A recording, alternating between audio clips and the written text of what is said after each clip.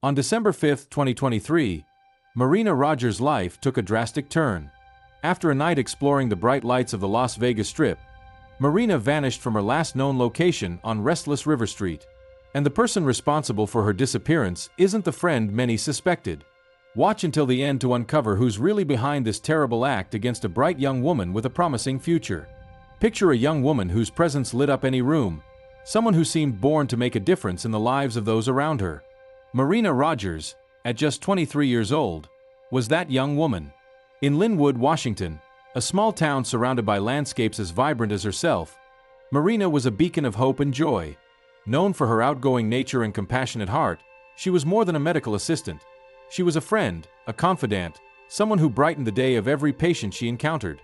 The stability in her life was enviable. With a loving boyfriend and a group of friends who were more like family, Marina seemed to be living the dream of many young adults. These relationships weren't just superficial.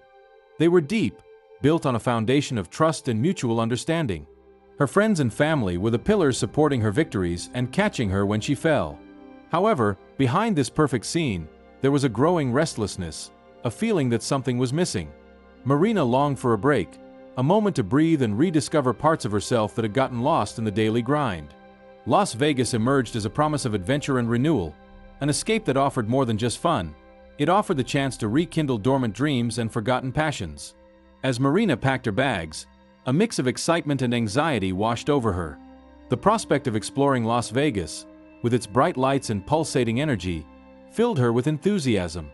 She saw the trip as not just a physical journey but a spiritual one, a chance to reconnect with her most authentic self.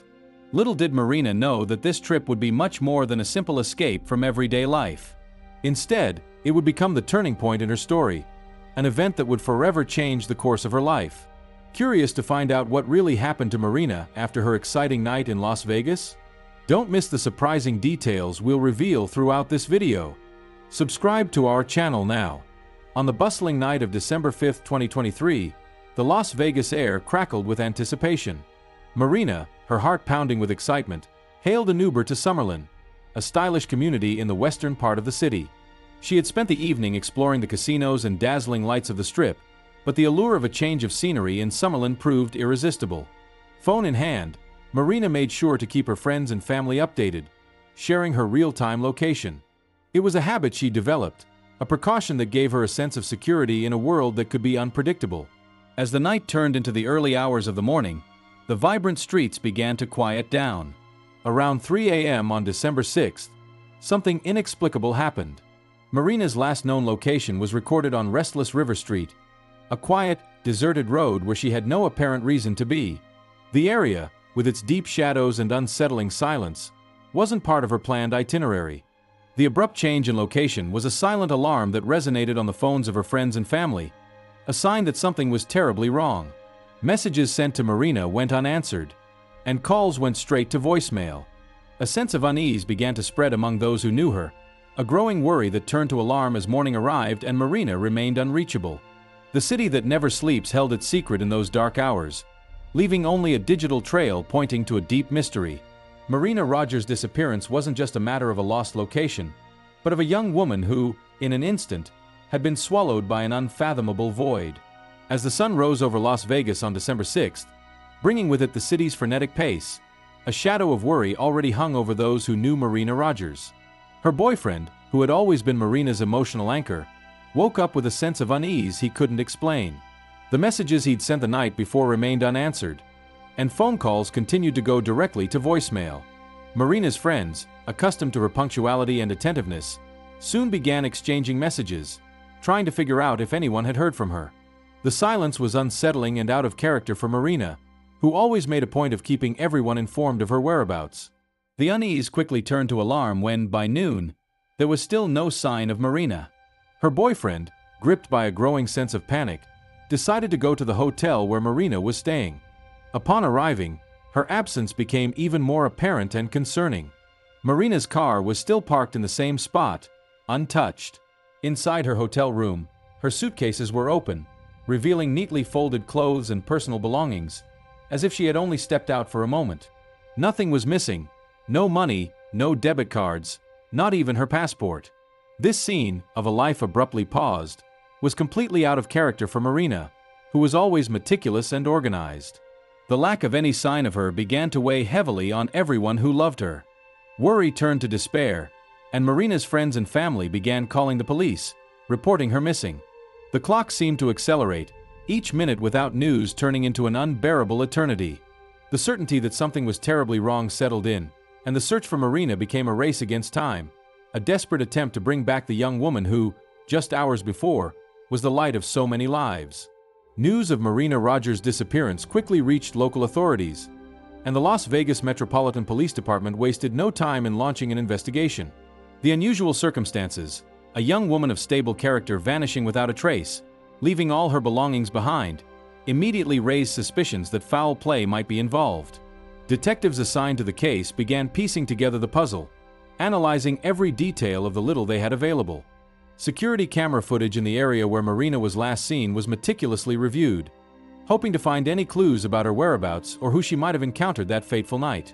It was during this review that the name Sakari Harden surfaced. At just 19 years old, Sakari was known to be a friend of Marina's, someone who had been seen with her on more than one occasion before her trip to Las Vegas. The connection between the two seemed superficial at first glance, but as investigators dug deeper, Sakari quickly became a person of interest. Police discovered that Sakari had a history of erratic behavior and had recently moved to Las Vegas. She was an enigmatic figure, surrounded by rumors and stories that didn't inspire confidence. Detectives began tracing her whereabouts during the time of Marina's disappearance and searching for any communication between the two that might shed light on what truly transpired. The first steps in the investigation were being taken, but the sense of urgency was palpable. The team knew that every second counted, and the priority was to find Marina, or at least understand what had so abruptly pulled her away from the life she had built. The shadow of Sakari Harden hung over the case, hinting that what was to come would be even darker than anyone could imagine. As detectives delved deeper into their investigation, startling revelations began to emerge about Sakari Harden. What began as a search for a missing friend quickly turned into a foray into a world of secrets and shadows that few could have anticipated. Sakari's past began to unravel like a ball of tangled yarn, revealing a trajectory marked by instability. Growing up in a tumultuous environment, Sakari had moved frequently, never staying in one place long enough to put down roots. The investigation unearthed persistent rumors of her involvement in sex work, a revelation that added a layer of complexity and danger to Marina's already delicate case. Sakari's history was rife with volatile relationships, but none were as significant as her connection to Chance Kamanche. A former G-League basketball player, Chance was a well-known figure with a promising athletic past that had been abruptly cut short. His connection to Sakari was both personal and tempestuous, and detectives soon discovered that he, too, was linked to Marina's disappearance. Chance, with his undeniable charm and imposing presence, had left a mark on everyone he met. However, beneath the polished surface was a man entangled in shady dealings, often associating with figures of questionable repute. His relationship with Sakari was described as intense and, in many ways, destructive, with reports of public fights and passionate reconciliations. With these revelations, the investigation took a darker turn. The possibility that Marina might have been drawn into this web of intrigue and danger became a central concern for detectives. The challenge now was to unravel the motivations behind Sakari and Chance's actions, hoping that by understanding what drove them, they could find Marina before it was too late. As the investigation unfolded, evidence began to mount, painting a disturbing picture of what might have happened to Marina Rogers. Surveillance footage, meticulously reviewed by detectives, revealed a key moment on the night of December 6th. Captured by the cameras of a liquor store, the footage showed Marina and Sakari together, seemingly relaxed, but the unseen tension between them was almost palpable through the screens. Marina, with her characteristic smile, appeared oblivious to the storm brewing around her. Beside her, Sakari exhibited more restless behavior, frequently glancing at her cell phone and towards the store's entrance. It was a small detail, but it didn't go unnoticed by investigators, who wondered if Sakari was waiting for someone or something yet to transpire. The most damning evidence, however, came from intercepted communications between Sakari and Chance Kamanche. Text messages, recovered with the help of tech specialists, revealed a dark conspiracy to murder Marina. The exchanges between the two were chillingly calculated, discussing methods of murder as if they were planning something as mundane as a casual meeting. The messages were a shocking testament to premeditation. Details about luring Marina into a trap, methods to ensure she couldn't escape, and even possible locations to dispose of the body were discussed with a bone-chilling coldness. The methodical nature of their plans highlighted the gravity of the situation and the urgency to act swiftly. With this evidence in hand, the police were more determined than ever to find Marina and bring those responsible to justice. Each clue, each message, was a vital piece of the puzzle that, once complete, they hoped would lead to the truth and, hopefully, to Marina's rescue. The race against time had intensified, and the tension to find the young woman before the worst happened was more palpable than ever. In the darkness surrounding Marina's disappearance, the sordid details of the crime began to emerge, revealing the depth of malice that had been plotted against her. Chance Kamanche, whose life seemed a patchwork of unfulfilled promises and questionable choices, was the mastermind behind the sinister plan. Initially, Kamanche sought distance from the act itself, attempting to hire a hitman for $3,000 to carry out the dirty work. It was a sum that, to him, seemed small compared to the magnitude of the crime, but the plan soon fell apart, perhaps due to the difficulty in finding someone willing to get their hands dirty for so little or the growing distrust of confiding such a dark secret to a stranger. With the failure of this attempt, the responsibility for the act fell upon Kamanche and Sakari Harden. Bound by a tie of both passion and desperation, they decided that together they would carry out the terrible plan. Sakari, with her history of manipulation and impulsive decisions, became the ideal accomplice, ready to help execute what they had devised. To lure Marina, they concocted a scheme that appealed to her need for adventure and quick financial compensation.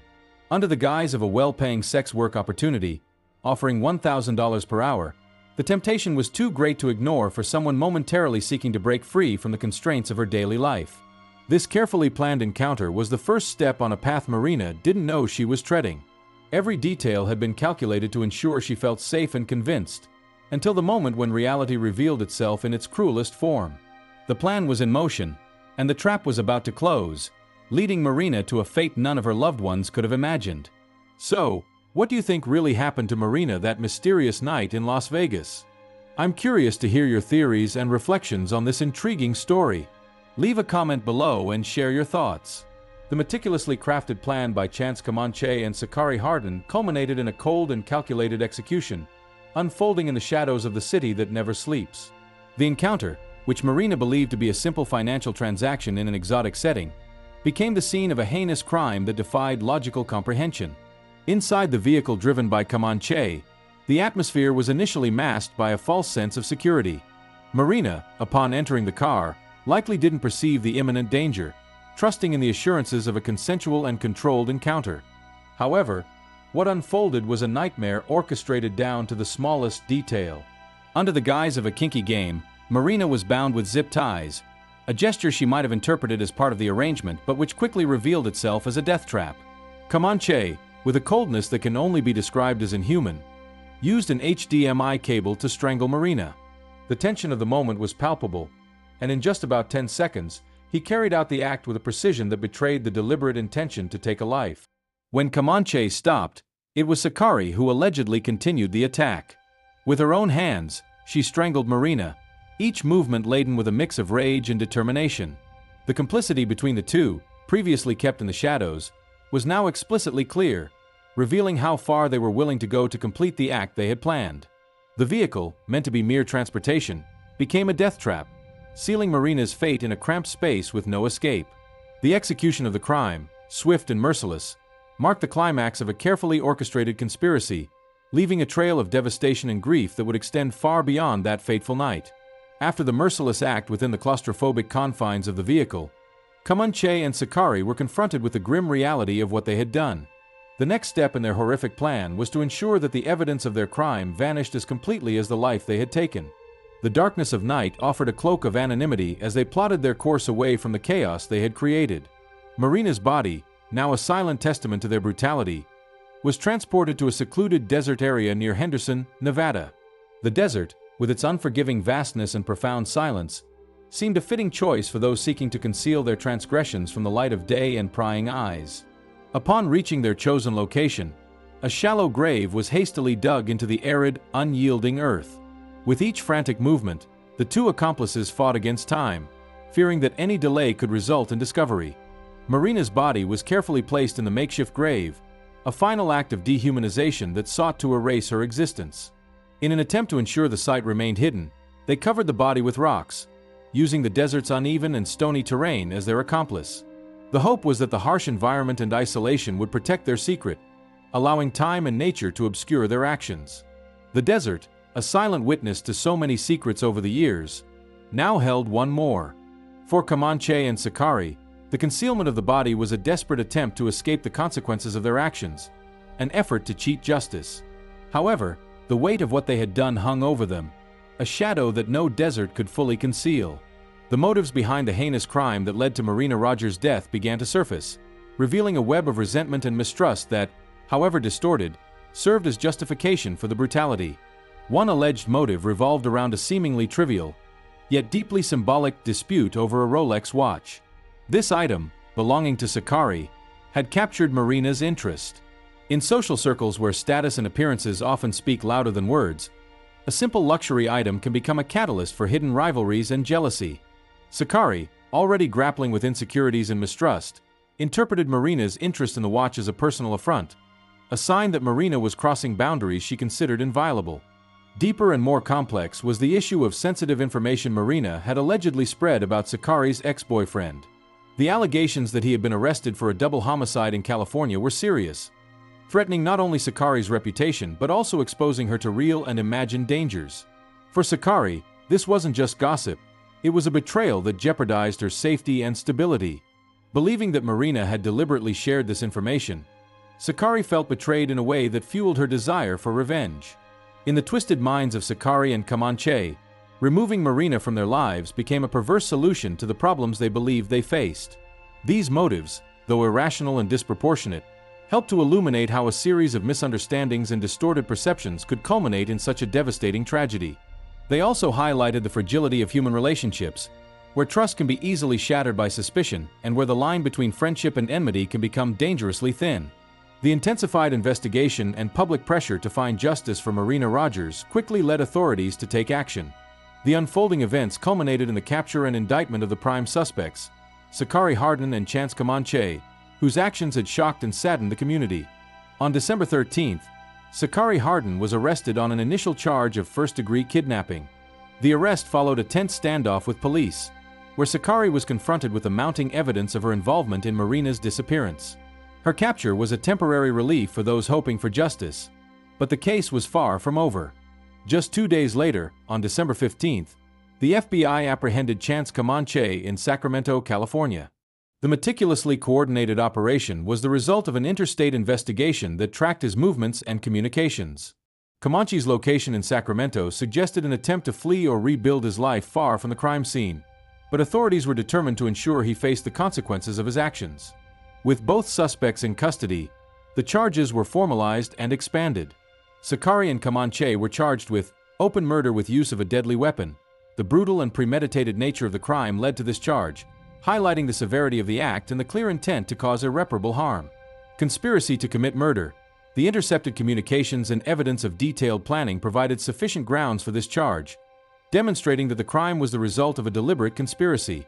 Kidnapping in the first degree.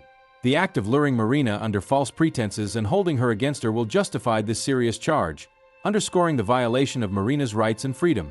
These arrests and charges represented a crucial step in the pursuit of justice, offering a glimmer of hope to Marina's family and friends that, despite the tragedy, those responsible would be held accountable for their actions. Justice, though often slow, was in motion, seeking to bring a semblance of closure to those Marina left behind. If this shocking and tragic story has impacted you as much as it has us, please show your support by clicking the like button. Each like helps keep Marina Rogers' memory alive and reinforces the importance of seeking justice. The Clark County judicial system moved swiftly following the arrests of Sakari Harden and Chance Kamanche. The case, which had captured public attention due to its shocking and brutal nature, proceeded to the indictment phase, where the evidence gathered was presented to a grand jury. The Clark County grand jury didn't hesitate to indict both suspects, recognizing the gravity of the charges and the need for accountability. The indictment formalized the charges of open murder, conspiracy to commit murder, and first-degree kidnapping, setting the stage for a trial that promised to be highly publicized and emotionally charged. Given the brutality of the crime committed, the district attorney initially considered pursuing the death penalty. This decision reflected the severity of Sakari and Kamanche's actions, which not only took Marina's life in a premeditated and cruel manner, but also violated the community's sense of security. However, faced with the prospect of capital punishment, both Kamanche and Harden chose to accept plea deals. These agreements were negotiated to avoid the death penalty, resulting in guilty pleas in exchange for lengthy prison sentences. The sentences, though severe, ensured that both would spend decades behind bars, reflecting the seriousness of their crimes and the need for justice for Marina and her loved ones. The plea deals brought a degree of closure to the case, allowing those affected by the tragedy to begin processing their grief and finding ways to move forward. While full justice for the loss of Marina Rogers' life could never be achieved, the sentences ensured that Sakari and Kamanche would not have the opportunity to inflict further harm on society. The interrupted dream in the small town of Lynwood, Washington. Marina Rogers was known for her infectious smile and unwavering determination. At 23, she had already accomplished so much. A certified medical assistant, Marina was the pride of her parents and an inspiration to her friends. Her Instagram was a mosaic of happy moments, selfies in hospital scrubs, pictures with friends in cozy coffee shops, and breathtaking landscapes from her small adventures. That December of 2023, Marina decided to fulfill a dream, a solo trip to Las Vegas.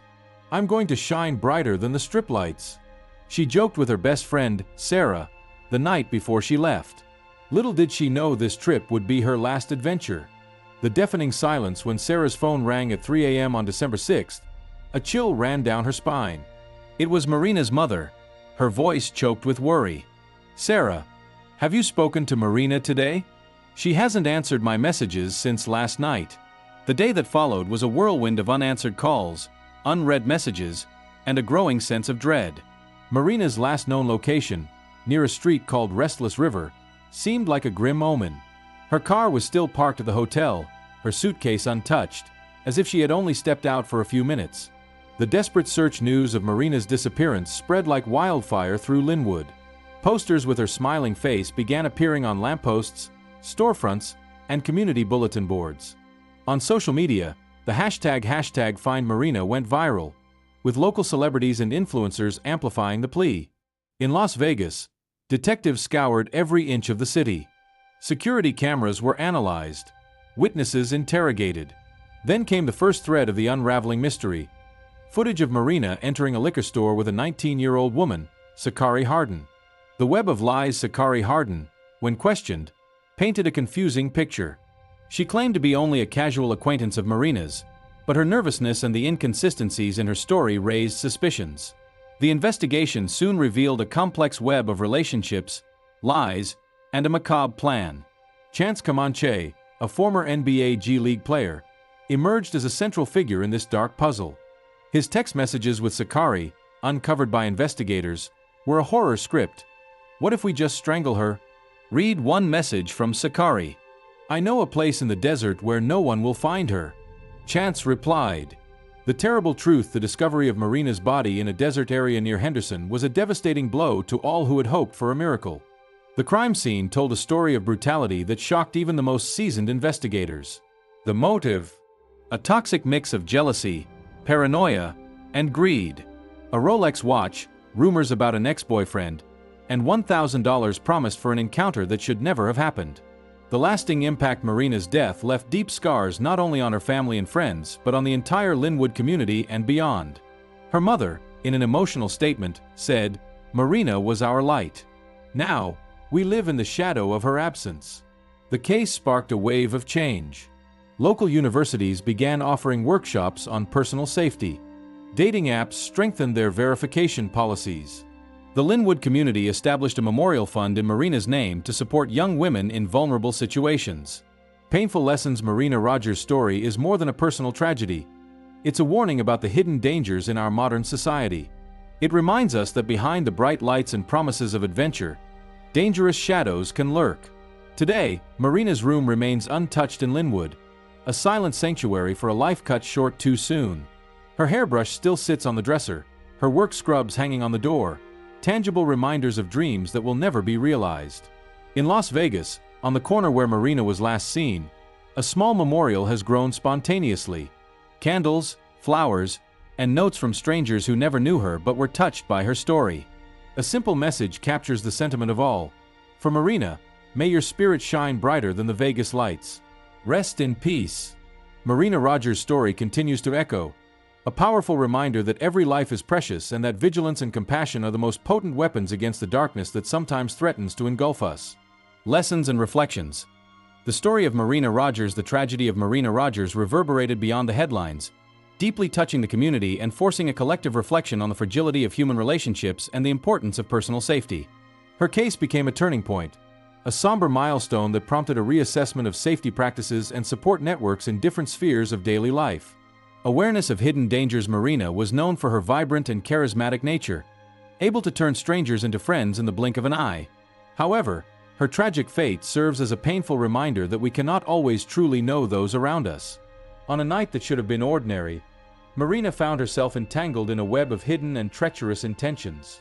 The case highlighted the need for caution even in the most trivial interactions, where hidden dangers can masquerade as familiarity and trust. Stories like Marina's teach us that danger can lurk where we least expect it, and vigilance is vital. This incident has fueled a broader discussion on how to identify red flags and protect oneself in environments that initially appear safe. The notion that this could never happen to me has been challenged, leading many to reconsider their assumptions about safety.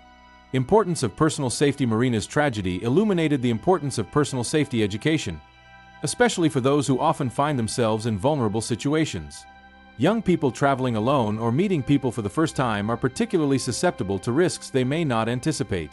Community discussions now prioritize education on safe practices, emphasizing the importance of sharing travel itineraries with friends and family and maintaining constant communication to ensure someone always knows your whereabouts. Furthermore, avoiding situations that could become dangerous has become a crucial lesson. Communities are promoting self-defense courses and workshops, teaching practical skills that can be the difference between safety and danger. These initiatives not only empower individuals but also create a culture of awareness and preparedness. Reflections on support networks. Marina's case also highlighted the vital need for strong support networks, especially for young people who may find themselves in compromising or dangerous situations. The tragedy brought to light stories of others who were silently facing their own challenges, often unsure of where to turn for help. This has generated a movement to create safer and more welcoming environments where individuals feel encouraged to seek help without fear of judgment or repercussion. Communities are now more focused on building accessible support systems, offering resources for those facing difficult decisions or potential dangers. Mentorship programs and support groups are being established to provide guidance and emotional support, ensuring that no one feels alone in times of need. The lessons learned from Marina Rogers' case continue to resonate as a call to action for society. They are not just warnings but catalysts for positive change, fostering an environment of safety, empathy, and mutual support. By reflecting on her story, we are reminded that solidarity and preparedness are our best defenses against the tragedies that can, unfortunately, occur. The hope is that, through these reflections, we can prevent future incidents and honor Marina's memory by creating a safer world for all.